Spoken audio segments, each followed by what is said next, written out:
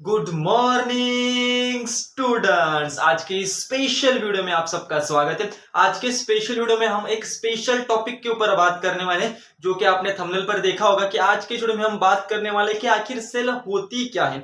देखो, आप 5th standard से 10th स्टैंडर्ड वाले की बात कर लो, आप क्लास 11th से क्लास 12th वालों की बात कर लो, या फिर आप डिग्री पीएचडी वालों की बात कर लो। जितने भी बायोलॉजिकल सेक्टर है, चाहे आप डॉक्टर हो, फार्मालॉजिस्ट हो, 11th 12th के स्टूडेंट हो, क्लास 10th के स्टूडेंट हो, आपको बायोलॉजी के बुक में एक कॉमन टॉपिक, एक कॉमन चीज रहेगी जिसे सेल बोलते हैं। क्योंकि अगर आप सेल को नहीं पढ़ सकते, अगर आपने सेल को नहीं जाना, इसका मतलब आपने बायोलॉजी में कुछ ही नहीं जाना। एक बायोलॉजी का बड़ा सा वास्ट सा एक टॉपिक है सेल, और इसी सेल को हम कम से कम मिनट में, कम से कम समय में जानने की कोशिश करेंगे। मैं नहीं जानता ये वीडियो कितनी बड़ी होने वाली है, लेकिन मैं हमेशा कहता हूं कि बच्चों, बायोलॉजी का सब्जेक्ट ऐसा है ना, इसको अपनी गर्लफ्रेंड या फिर बॉयफ्रेंड बना लो। क्यों? इसके पीछे का स्पेशल रीजन है।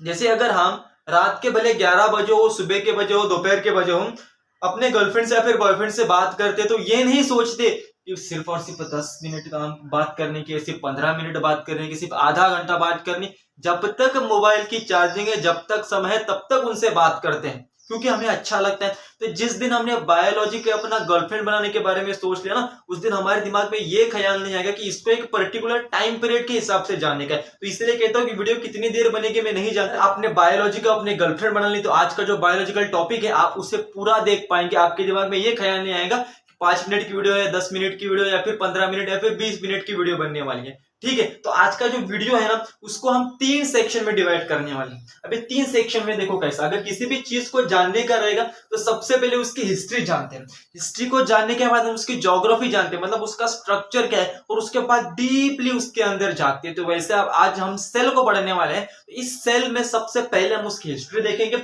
मतलब सेल की हिस्ट्री क्या है। उसके बाद देखेंगे उसका ज्योग्राफी क्या है, मतलब उसका स्ट्रक्चर कैसा है, और उसके बाद थोड़ी बायोलॉजी भी पढ़ लेंगे सेल के बारे में। इस वीडियो की शुरुआत हम करते हैं सेल के हिस्ट्री से कि आखिर सेल की हिस्ट्री क्या है। तो सेल की हिस्ट्री को जानने से पहले हम सबसे पहले उसकी डेफिनेशन जानेंगे, ताकि हमें मालूम हो कि सेल कितना इंपॉर्टेंट है और आखिर सेल है क्या।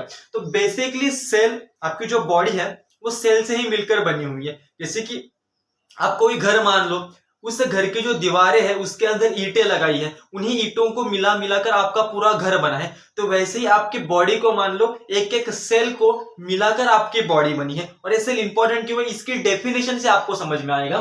डेफिनेशन क्या है कि cell is a basic structural and functional unit of life. ये जो स्ट्रक्चरल शब्द है और जो फंक्शनल शब्द है, इसी में इसकी पूरी डेफिनेशन खत्म हो जाती है। देखो कैसे, आप कौन सी भी बुक उठा लो, आपको ये कॉमन डेफिनेशन वहां मिलेगी। चाहे आप गूगल पर सर्च कर लो, किसी टीचर से मान लो पूछ लो, लेकिन इसकी जो एक्सप्लेनेशन है वो बहुत सिंपल है, आपको बताते नहीं है। तो सबसे पहले हम दोनों वर्ड का मीनिंग जानते हैं कि स्ट्रक्चर और फंक्शनल ये वर्ड यूज क्यों किए गए। तो सबसे आसान भाषा में मैं आपको समझाता हूं कि स्ट्रक्चरल, देखो अपनी जो बॉडी, आप जानते हो कि आपके बॉडी को एक ढांचा कौन प्रोवाइड करता है, आपके बोन्स, आपके हड्डियां ही आपके बॉडी को एक ढांचा प्रोवाइड करती है। लेकिन इस बॉडी का शेप कैसे होगा, मतलब आप मोटे होगे, पतले होगे, आपको 2 आंखें होगी, 2 कान होंगे, एक मुंह होगा, ये कौन डिसाइड करते हैं? तो ये सेल डिसाइड करती है। सेल के अंदर का न्यूक्लियस डिसाइड करता है कि आपका स्ट्रक्चरल कैसा होगा, आपका बॉडी का शेप कैसा होगा। ये कौन डिसाइड करता है? तो सेल डिसाइड करती है। इस वर्ड का मीनिंग आपको क्लियर हो गया कि आपकी बॉडी का जितना भी स्ट्रक्चर है वो सेल के ऊपर ही तैयार होता है। उसके बाद फंक्शनल, भाई ये फंक्शनल शब्द क्यों यूज किया है, आपको क्या लगता होगा? फॉर एग्जाम्पल, आप खाना खाने के लिए बैठे हो, आप खाना खा रहे हो, पेट के अंदर आपका खाना जा रहा है, वो पच रहा है, तो आपको क्या लगता होगा ये आपका पेट पचाता है? दोस्तों ऐसा नहीं है। आपके अंदर जो, पेट के अंदर जो सेल है उस खाने को डाइजेस्ट करते हैं। आपको एनर्जी कौन देता है? आपको एनर्जी आपके सेल्स देती है। उसके बाद कोई भी फंक्शन हो, चाहे आप जो पानी पीते हो, आप ऑक्सीजन लेते हो, तो एक्चुअल में आपके बॉडी के अंदर जाता है, मतलब किसके अंदर जाता है? आपके सेल के अंदर जाता है। तो जब एक सेल वर्क परफॉर्म करती है और ऐसा कंटिन्यूसली चेन में पूरे के पूरे सेल्स वर्क परफॉर्म करता है, तो इनडायरेक्टली आपकी पूरी बॉडी परफॉर्म करती है। आप मूवमेंट कर रहे हो, आप चल रहे हो, जैसे मैं आपसे बोल रहा हूं, ये लिख रहा हूं, ये कौन परफॉर्म कर रहा है? ये सेल परफॉर्म कर रहा है। लेकिन इतने यूनिट में करोड़ों सेल्स जब परफॉर्म करती है, तो तब जाके आपकी बॉडी वर्क परफॉर्म करती है। तो इसीलिए इसको कहा जाता है कि सेल आपके बॉडी की स्ट्रक्चरल मतलब आपको शेप देती है और फंक्शन मतलब बॉडी के सारे फंक्शंस ये सेल देखती है। तो अभी हमने जाना कि सेल की डेफिनेशन क्या है, उसके बाद हम जानते हैं इस सेल के हिस्ट्री के बारे में, इसके नाम के बारे में। देखो, सेल को साइंटिफिक वर्ड में साइटो कहा जाता है, साइको नहीं। ये तो बोलेंगे सर साइको बोल रहे, बेटा साइको मतलब पागल होता है। साइटो ये वर्ड डिनोटेड है सेल को। देखो जैसे हम हैं, घर में कोई छोटा बच्चा रहेगा, उसका आधार कार्ड में नाम रहेगा, मानो यश उसका नाम है, माँ उसको क्या बोलती है, चिंटू बोलते हैं, पापा उसको लाडला बोलते हैं, भाई इसको कुछ अलग ही नाम से बुलाता है, दोस्त इसको कुछ अलग ही नाम से बुलाता है।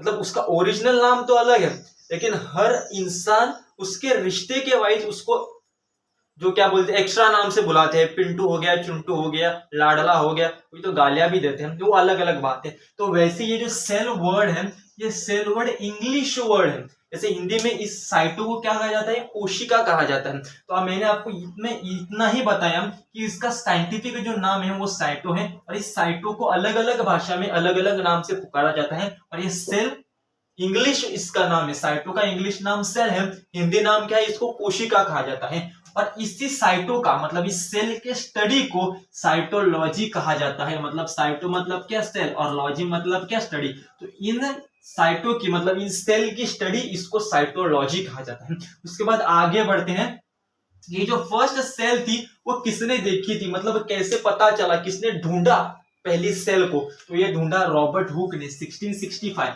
ऐसा नहीं थी कि सेल्स पहले से नहीं थी, इससे पहले भी 1665 से पहले भी सेल थी, लेकिन सेल है ये किसने कहा था, रॉबर्ट हुक ने कहा था। उसके बाद जो फर्स्ट लिविंग सेल ढूंढी थी वो एंटोनी ल्यून हुक ने ढूंढी थी। अभी आपको यहाँ पर थोड़ी सी कंफ्यूजन ये होगी कि यहाँ पर कहा है कि फर्स्ट सेल ऑब्जर्व की है रॉबर्ट हुक ने, और उसके नीचे सेंटेंस लिखिए कि फर्स्ट लिविंग सेल और ऑब्जर्व बाय एंटोनी ल्यून हुक। तो इन दोनों में डिफरेंस क्या है, तो मेन एक सिंपल सा डिफरेंस है, जो रॉबर्ट हुक ने 1665 में जिस सेल को डिस्कवर किया था वो सेल जिंदा नहीं थी, और जो एंटोनी ल्यून हुक ने सेल को डिस्कवर किया था वो जिंदा सेल को कहा था। लेकिन आज भी फर्स्ट सेल ऑब्जर्व करने का जो किताब है, जो नाम है, वो रॉबर्ट हुक को दिया जाता है। क्योंकि अगर कोई इंसान है, चाहे वो जिंदा है या फिर मुर्दा है तो वो इंसान ना, तो चाहे सेल को ढूंढा तो जिंदा ढूंढा या फिर मुर्दा ढूंढा, लेकिन उन्होंने ढूंढा ना, तो इसलिए सेल को ढूंढने का जो किताब है, जो सबसे पहला अगर सेल ढूंढने का किसी का नाम लिया जाता है तो रॉबर्ट हुक को लिया जाता है। तो इसमें लोग कंफ्यूजन होते हैं कि फर्स्ट सेल किसने ढूंढी और फर्स्ट लिविंग सेल किसने ढूंढी। तो फर्स्ट लिविंग सेल ढूंढी एंटोनी ल्यून हुक। इतना क्लियर हो गया। तो इसके बाद जैसा कोई पिक्चर आप क्लियर करते हो, जैसे कोई सेल्फी लेता है तो वह सेल्फी किसके मदद से ली जाती है, तो कैमरा की मदद से लिया जाता है। आप ये जानते होंगे कि सेल एकदम छोटा है, उसको आप नॉर्मल आंखों से तो नहीं देख सकते, तो उसको देखने के लिए कुछ इंस्ट्रूमेंट तो लगेगा ना, बिना इंस्ट्रूमेंट से कैसे देख सकते हो। तो जो इंस्ट्रूमेंट है, जिस मशीन के मदद से सेल को देखा जाता है उसको कहते हैं माइक्रोस्कोप। और जो पहला सिंपल माइक्रोस्कोप बनाया गया था वो इसी ल्यून हुक के द्वारा बनाया गया था, जिसने पहले जिंदा सेल का क्या किया, स्टडी की। तो इसमें भी माइक्रोस्कोप में भी 3 टाइप है, सिंपल माइक्रोस्कोप, उसके बाद कंपाउंड माइक्रोस्कोप, और उसके बाद अगर सेल के अंदर झांकने का रहेगा, एकदम जूमिंग कैपेसिटी चाहिए, तो फिर आता है इलेक्ट्रॉन माइक्रोस्कोप। ठीक है, ये मैंने आपको बेसिकली बता दिया। उसके बाद यहाँ पर एक रुडोल्फ वर्चो नाम आपको दिख रहा होगा। आप अभी कहते होंगे कि ये नाम आपने इससे पहले कभी नहीं सुना होगा, लेकिन इसने एक बहुत बड़ी थ्योरी को एक्सप्लेन किया जिसको बोलते हैं रिप्रोडक्शन थ्योरी। मतलब सेल किस तरीके से रिप्रोडक्शन करते हैं। इससे पहले बहुत सारे साइंटिस्ट हैं, बहुत सारे साइंटिस्ट ने अलग अलग रिसर्च की, लेकिन उसमें से कोई भी साइंटिस्ट ये नहीं देख पा रहा था कि ये भी डिस्कवर नहीं कर पा रहा था कि आखिर सेल रिप्रोड्यूस कैसे करती है। सिंपल भाषा में मान लो ये हाथ है, इधर से कट पड़ गया, तो अभी कट पड़ने के बाद वहां पर घाव पड़ जाता है, और घाव पड़ने के बाद वहां के सेल डेड हो जाते हैं। तो अगर उस जगह पर नए सेल्स नहीं आने, मान लो मेरा हाथ इधर कट पड़ गया, इधर से खून बह रहा है, सेल डेड हो गया, और अगर इधर न्यू सेल्स नहीं आए तो क्या वो घाव भरेगा? बिल्कुल नहीं भरेगा। तो इतना तो क्लियर था कि सेल रिप्रोड्यूस करते हैं। तो यही किसने बताया? रुडोल्फ वर्चो ने बताया कि जो पहली सेल एग्जिस्ट है, मतलब ये सेल है जो पहले हमारे बॉडी में एग्जिस्ट करती है, उसी सेल का डिवाइडेशन होके दो नए सेल्स तैयार होती है जिससे कि आपका घाव भरता है या फिर आपकी ग्रोथ होती है, क्योंकि अगर सेल रिप्रोड्यूस नहीं करेंगे तो आपकी ग्रोथ भी नहीं होगी। तो ये थ्योरी किसने बताई? तो ये थ्योरी बताई रुडोल्फ वर्चो ने। इसे मैं आपको एक एक्स्ट्रा नॉलेज दे देता हूँ, चाहे बहुत सारे लोगों को मालूम नहीं होगा। आपकी ये जो खोपड़ी है ना, इसके अंदर 9 सेल्स रहती है, लेकिन इनकी स्पेशलिटी ऐसी है कि बॉडी में हर जगह पर तुम्हें जो सेल्स पाई देंगे वो एक सेल से दूसरे सेल तैयार होती है, लेकिन इधर जो सेल है, नर्वस टिश्यू, न्यूरॉन्स टिश्यू है, वो कभी रिप्लिकेट ही नहीं होते। मतलब अगर 10 लाख आपके दिमाग में प्रेजेंट है तो वो उतने ही रहेंगे। तो अगर इधर लग गया कोई नहीं, स्किन फटेगी, थोड़ा और खोपड़ी में लग गया कुछ नहीं, स्केलेटन फट गया, लेकिन उसके अंदर लग गया और अगर ये नर्वस टिश्यू, अगर न्यूरॉन्स टिश्यू अगर डिस्टर्ब हो गए तो मान लो आपका काम तमाम हो गया। इसलिए आपको कहा जाता है कि हेलमेट पहनो, कि बॉडी में किधर भी लगा तो आप आराम से ठीक हो सकते हो, लेकिन अगर इधर लगा, ब्रेन स्केलेटन को ब्रेक कर कर अंदर चला गया तो आप ठीक नहीं होंगे। और अगर आप ठीक भी होंगे, हॉस्पिटल का बिल देख के आपकी आधे जान उधर ही निकल जाएगी, क्योंकि ये सेल्स रिप्लिकेट नहीं करते, तो सारी की सारी रिस्पॉन्सिबिलिटी डॉक्टर के ऊपर आ जाती है। तो बहुत सारे केसेस में ऐसा होता है कि सर पर लगने के बाद इंसान ठीक नहीं हो पाता, क्योंकि वहां के सेल्स वो घाव भर ही नहीं पाते। तो इसलिए कहते हैं कि हमेशा हेलमेट पहना जाओ। कोई नहीं, ये तो हो गया अपनी हिस्ट्री। तो हिस्ट्री को समझने के बाद आप बढ़ते हैं ज्योग्राफी के ऊपर। इस सेल की ज्योग्राफी क्या है? ज्योग्राफी में सबसे पहले ये समझते हैं कि जो सेल रहती है वो फिक्स शेप नहीं रहता उसका, मतलब कुछ चीजें जैसे ऐसा रहती है, हम है जैसे हमारा एकदम फिक्स स्ट्रक्चर है, 2 हाथ रहेंगे, 2 पैर रहेंगे, 2 आंखें रहेंगे, लेकिन सेल का ऐसा नहीं है। हम अलग अलग सेल अलग अलग शेप की रहती है। सेल का कोई भी फिक्स शेप नहीं रहता, एक ही आकार के सेल नहीं रहती। उसके बाद हम समझते हैं कि स्मॉलेस्ट सेल कौन सी है और बिगेस्ट सेल कौन सी है। लेकिन इसमें भी एक कंफ्यूजन मैं आपके दूर कर देता हूं कि स्मॉलेस्ट सेल्स ह्यूमन बीइंग में कौन सी है और स्मॉलेस्ट सेल पूरे ओवरऑल वर्ल्ड में कौन सी है। ठीक है, तो ह्यूमन मतलब ह्यूमन बीइंग्स की, इंसानों की बात की तो ह्यूमन बीइंग में सबसे छोटी सेल्स आती है स्पर्म, मतलब पुरुषों के अंडा, शुक्राणु जिसे कहा जाता है, वो इंसानों में सबसे छोटी सेल रहती है। और इंसान और पूरे वर्ल्ड में माइकोप्लाज्मा एक सेल है जो पूरे वर्ल्ड में सबसे छोटी रहती है।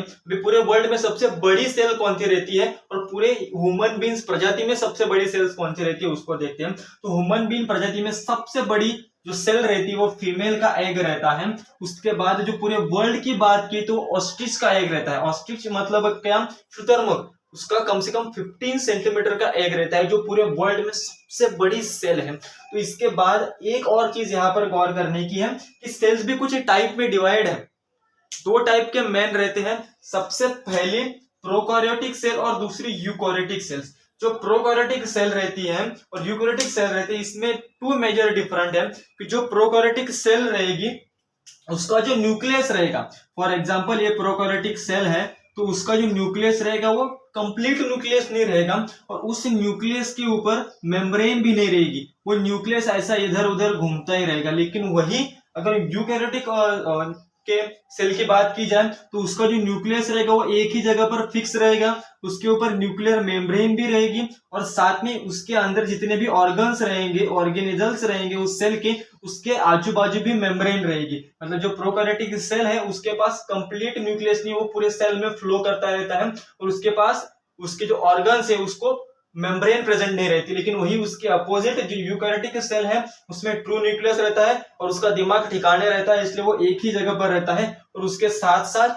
वो मेम्ब्रेन भी कंटेन करता है और उसके दूसरे ऑर्गेनेल्स मेम्ब्रेन भी कंटेन करते हैं। तभी ज्योग्राफी हिस्ट्री हो गया तो अब बायोलॉजी जानते हैं कि आखिर सेल के कंपोनेंट्स क्या है। एकदम शॉर्ट पीरियड में जानेंगे कि सेल के कंपोनेंट्स क्या है और साथ में इस सेल के कंपोनेंट्स कौन कौन सा डिफरेंट वर्क परफॉर्म करते हैं। Let's start the biology of cell. तो अब समझते हैं एक्चुअल में इस सेल के अंदर कंपोनेंट्स कौन से रखते हैं। फिर कंपोनेंट्स मतलब क्या, इसके अंदर क्या क्या चीजें हैं जो बॉडी में फंक्शन करने के लिए मदद करती है। तो जैसे हम किसी घर में एंट्री करते हैं तो घर को देखने के बाद आपको सबसे पहले उस घर की क्या दिखती है? दीवारें दिखती है। घर के अंदर का दिखता है? तो ये ऐसा है, जो किसी ने घर को देखा तो घर के अंदर की चीजें पहले दिखेंगी, बाहर की दीवार नहीं सबसे पहले देखेंगी, ऐसा नहीं होता। तो अगर सेल को जब देखते हो तो बाहर से अंदर एंट्री करते वक्त हमें सबसे पहले उसकी दीवार दिखती है, जिसको कहा जाता है सेल मेम्ब्रेन। अभी ये सेल मेम्ब्रेन का काम क्या है? इस सेल मेम्ब्रेन का काम है अंदर के जो कंपोनेंट्स रहेंगे उनको प्रोटेक्शन देना। अभी दीवार का काम क्या रहता है? तो बारिश गिरती है, धूप आती है, ठंडी हवाएं आती है, उनसे अंदर के लोगों का संरक्षण करना। तो वही काम सेल मेम्ब्रेन का है कि बाहर के जो इन्वायरमेंट है उनसे अंदर के कंपोनेंट्स का संरक्षण करना। और साथ में अगर आप किसी दुकानदार के पास गए और वहां से 5 केजी आलू ले ली, 5 केजी आलू लेने के बाद वो आप ऐसे हाथ में लेके जाओगे क्या, वो गिर जाएंगे। वो आपको थैली देगा ताकि आप सारे चीजों को एक जगह पर समेट सको।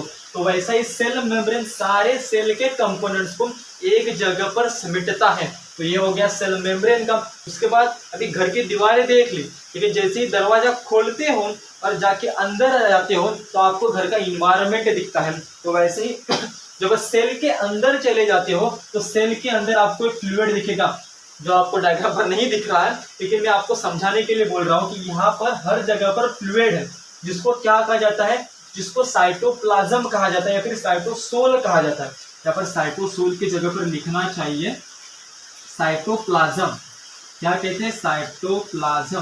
अभी साइटोप्लाज्म में बहुत बच्चों को दिक्कत रहती है क्योंकि साइटोप्लाज्म इतनी सी छोटी सी कंसेप्ट है, इस सेल के अंदर जो फ्लूइड रहता है उसी को साइटोप्लाज्म कहा जाता है। और इस साइटोप्लाज्म का फंक्शन क्या है, बहुत इंपॉर्टेंट फंक्शन है। ये जो सेल है उसके अंदर के जो कंपोनेंट है, अगर इस पर पानी भरा नहीं रहेगा तो यहाँ वहां पर जाएंगे और आपस में टकरा देंगे, झगड़ा कर देंगे। अभी ये न्यूक्लियस जाकर इस लाइसोसोम से टकराएगा तो माइटोकॉन्ड्रिया जाकर इस न्यूक्लियस से टकरा जाएगा। आपस में झगड़ा ना हो, आपस में टकरा ही ना हो, इसलिए ये सारी जगह फ्लूइड से भरी रहती है, जिससे कि अगर बाई चांस वो आपस में जाके टकरा भी गए तो भी उसे फ्लूइड के वजह से ज्यादा डैमेज नहीं रहेगा। और जो पूरा का पूरा साइटोप्लाज्म है उसमें फ्लूइड के साथ और भी कंपोनेंट्स रहते हैं, कुछ एंजाइम्स रहते हैं जो इस सेल के अंदर एंजाइमेटिक रिएक्शन करते हैं एनर्जी प्रोड्यूस करने के लिए, ठीक है। उसके बाद इस न्यूक्लियस को देखिए, क्योंकि ये न्यूक्लियस कैसा है, घर की तिजोरी है। जैसे घर की तिजोरी को कैसा बहुत संभाल के रखा जाता है क्योंकि उसके अंदर बहुत कुछ इंपॉर्टेंट चीजें रहती है, तो वैसा इस सेल की तिजोरी न्यूक्लियस रहता है। इस सब कुछ जितना भी सेल का है वो इस न्यूक्लियस के अंदर ही रहेगा। ये न्यूक्लियस ही बताता है इसको 2 हाथ देने के हैं, 3 हाथ देने के, 2 आंखें देने के, मतलब अपनी जितनी भी जेनेटिक इंफॉर्मेशन रहेगी वो इस न्यूक्लियस के अंदर स्टोर रहती है। तो अभी न्यूक्लियस तो हो गया, अभी इसी न्यूक्लियस से चिपके हुए आपको एक और डॉट डॉट का स्ट्रक्चर दिखेगा, ये वाला स्ट्रक्चर। इसी को क्या बोलते हैं, इसको बोलते हैं एंडोप्लाज्मिक रेटिकुलम। और इसमें जो डॉट डॉट आपको नजर आ रहे हैं उनको बोलते हैं राइबोसोम। देखो अपना जो सेल है उसके अंदर के जो कंपोनेंट्स है ना वो ज्यादातर प्रोटीन और लिपिड से बने रहते हैं।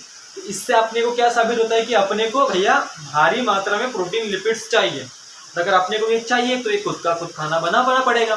तो जो लिपिड्स और प्रोटीन का सिंथेसाइज काम करने का रहता है, उनको सिंथेसाइज मतलब बनाने का रहता है, वो ये एंडोप्लाज्मिक रेटिकुलम करता है। और उसके अंदर के राइबोसोम प्रोटीन को सिंथेसिस करते हैं, मतलब सेल अपने अंदर ही प्रोटीन और लिपिड्स को बनाती है। लेकिन ये जो प्रोटीन्स और लिपिड्स रहते हैं यूज करने के लायक नहीं रहते। फॉर एग्जाम्पल आप भजिया वाले हो तो उन भजियों का आपने सारा कंपोनेंट बना के तैयार कर लिया, लेकिन जब तक उनको तलोगे नहीं तब तक वो आपके काम के नहीं। तो ये समझ लो कि जो एंडोप्लाज्मिक रेटिकुलम है उसने मटेरियल बना लिया। ऐसा क्या हो गया, बटाटों की स्लाइस निकाल ली, हाँ, तो कुछ मटेरियल तैयार कर लिया, उसका जो क्या रहता है बेसन तैयार कर लिया, लेकिन जब तक उसको तलोगे नहीं तब तक आप खा नहीं सकते। तो कंपोनेंट एंडोप्लाज्मिक रेटिकुलम ने बना लिया, लेकिन उसको यूज करने के लायक एक गोल्जी एपेरेटस बनाता है। यहाँ से वो ट्रांसफर होता है लिपिड्स और प्रोटीन इस गोल्जी एपेरेटस में, जो उसको तड़ता है। मतलब सिंपल लैंग्वेज में क्या है, उसको यूज करने के लायक बनाता है और उसके बाद पूरे बॉडी में प्रोटीन और लिपिड्स को सप्लाई करता है। तो अभी क्या हो गया, अपना सेल मेम्ब्रेन होगी, न्यूक्लियस हो गया, साइटोसोल हो गया, उसके बाद एंडोप्लाज्मिक रेटिकुलम हो गया, गोल्जी एपेरेटस हो गया। तो आप थोड़ा सा राइट साइड में आते हैं, तो जैसे राइट साइड में जाओगे तो आपको यहाँ पर एक गोल गोल क्या दिखेगा, एक चीज दिखेगी, उसके अंदर डॉट डॉट दिखेंगे। आप कहेंगे कि ये है क्या, इसको बोलते हैं लाइसोसोम। ये बहुत इंपॉर्टेंट रोल प्ले करता है। जो डाइजेशन रहता है, खाना पचाने का काम, हम जो खाते हैं उसको पचाने का काम करता है ये लाइसोसोम। और इसी लाइसोसोम के अंदर बहुत सारे एंजाइम्स रहते हैं। तो जो एंजाइम इस लाइसोसोम के अंदर रहते हैं उनको एसिडिक इन्वायरमेंट पसंद रहता है। अपने मर्जी के मालिक है, उनको पसंद है तो भैया पसंद है तो उनको प्रोवाइड करना रहेगा। उसके अंदर एसिडिक इन्वायरमेंट प्रेजेंट रहता है। और डाइजेशन करने के सिवा इसका एक और इम्पोर्टेंट काम है, इसके अंदर जो एसिडिक इन्वायरमेंट है ये अगर पूरे सेल में फैल गया तो पूरी सेल डिस्ट्रॉय हो जाएगी। तो ये कब होता है मालूम है? जब कोई सेल बिन काम की हो जाती है, अपना फंक्शन नहीं परफॉर्म करती, तो वो तो बोझ ही बन गई।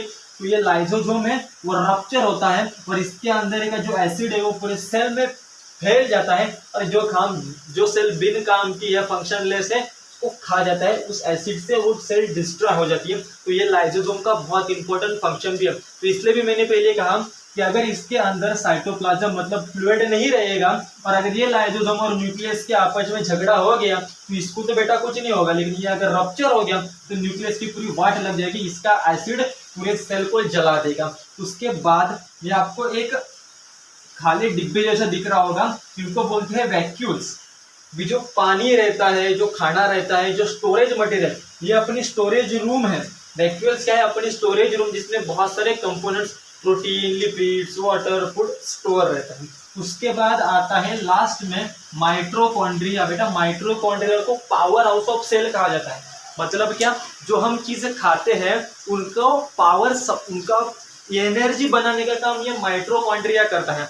अभी हम जो ऑक्सीजन लेते हैं तो ऑक्सीजन कहाँ जाता है? वो खून से बढ़कर सेल के अंदर जाता है और सेल के अंदर जाने के बाद इस माइटोकॉन्ड्रिया को देता है, मतलब पेट्रोल सप्लाई करता है इस माइटोकॉन्ड्रिया को, और उसी ऑक्सीजन के मदद से वो एटीपी और ग्लूकोज मॉलिक्यूल का प्रोडक्शन करता है, जिससे हमारी ये बॉडी चलती है। और यही है अपने पूरे के पूरे कंपोनेंट्स ऑफ सेल। ये वीडियो आपको कैसे लगी कमेंट सेक्शन में जरूर बताना।